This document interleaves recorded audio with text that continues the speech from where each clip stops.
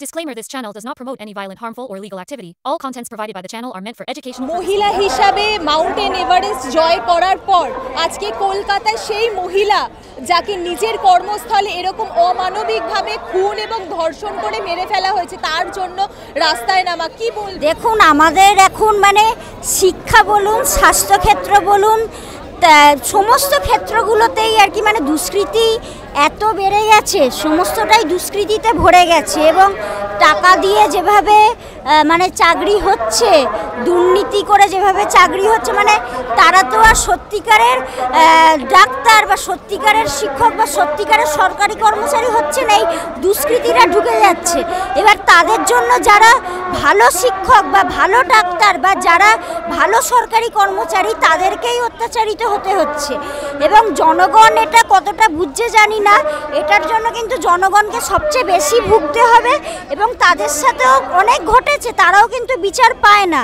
এবং তাই জন্য বলবো যে জনগণকে আরও লড়াইতে এগিয়ে আসতে হবে, যাতে এই সমাজ থেকে এই দুষ্কৃতি রাজত্বকে সরানো যায়। রাজ্য এবং দেশ দুটো থেকে এই দুষ্কৃতি রাজত্ব সরানো যায়। এবং এই দুষ্কৃতি দুর্নীতি আরজি করে কত তো ভেতরের ধরা পড়ছে, মৃতদেহ পাচার হয়ে যাচ্ছে। এতদিন আমরা শুনতাম যে গরু পাচার বা আরও সমস্ত কিছু, বালি পাচার, কয়লা পাচার, কিন্তু এখন মৃতদেহ পাচার বা মানুষের কিডনি বা দরকারি যে অর্গ্যানগুলো সেগুলো পাচার হয়ে যাচ্ছে। তো এটার জন্য আরও লড়াই আমাদের করে যেতে হবে।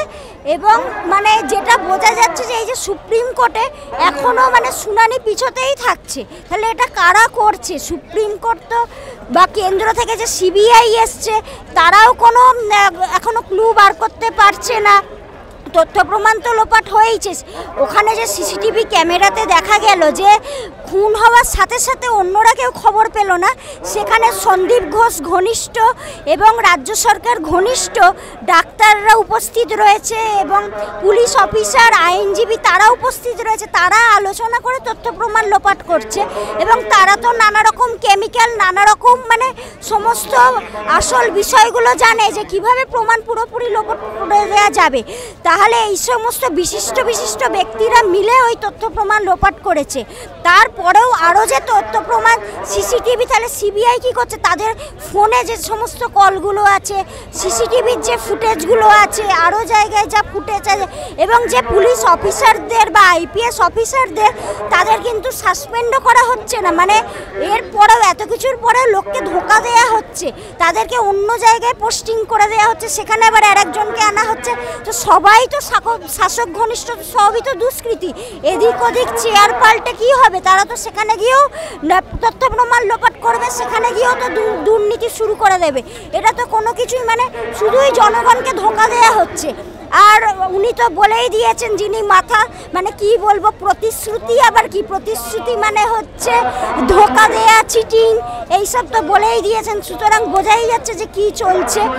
এবং কেন্দ্র হাদরাস, কাঠুয়া, বিভিন্ন জায়গায় সারা দেশ জুড়েই এইরকম চলছে। সুতরাং রাজ্যতে যেটা ঘটেছে, কেন্দ্র যদি কঠোর থাকতো আমার মনে হয় অনেক দিনই দুষ্কৃতীরা ধরা পড়ে যেত। এর আগেও সিবিআই দেখেছি যে সারদা কেস বা আরও যে কেসগুলো আছে সিবিআই কিছুই করেনি, ধামাচাপা দিয়ে দিয়েছে। এবং সম্প্রতি গরু পাচারে যে অনুব্রত, শুধু গরু পাচার তো অনেক খুনেও অভিযুক্ত, সে ছাড়া পেয়ে চলে এলো 10 লক্ষ টাকা জামিন দিয়ে, এবং তাকে নিয়ে উৎসব চলছে। এবং আমরা যারা আন্দোলন করছি এই যাতে দোষীরা ধরা পড়ে তার জন্য প্রতিবাদ করছি, আমাদেরকে গিয়ে জামিন অযোগ্য ধারায় জেলে পুরে দেওয়া হচ্ছে। তাহলে জনগণ এটা বুঝুক। এবং তারাও কিন্তু, জনগণও কিন্তু একদিন বিচার পাবে না, একদিন কিন্তু এই দুষ্কৃতীরা তাদের ঘরেও গিয়ে ঢুকবে। তারা যদি পাশে থাকে তাহলে কিন্তু আমরা সবাই মিলে লড়াইটা লড়ব। এবং আমিও বলতে পারি একদিনে কিন্তু এইভাবে সমাজে ছড়ায় না, মানুষ প্রতিবাদ না করে করে এই জায়গাটায় পৌঁছেছে। আমি যে পর্বতারোহণে আছি, খেলাধুলাতে আছি, সমস্ত জায়গায় জায়গাতেই দেখেছি এইরকম নোংরা লোক দুষ্কৃতী আছে, কিন্তু আমরা কিছুজন প্রতিবাদ করলেও সবাই প্রতিবাদে এগিয়ে আসে না।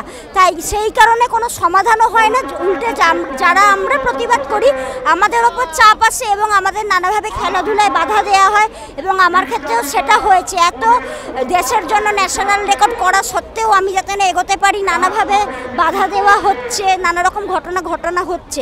কিন্তু এই যে এতদিন প্রতিবাদটা এইভাবে জোরালো হয়নি, কিন্তু এই এখন যে মানুষ সচেতন হয়েছে এইভাবে লড়াইয়ে সবাই এগিয়ে এলে কিন্তু এই দুর্নীতি এই দুষ্কৃতি সরানো সম্ভব, রাজ্য দেশ থেকে সরানো।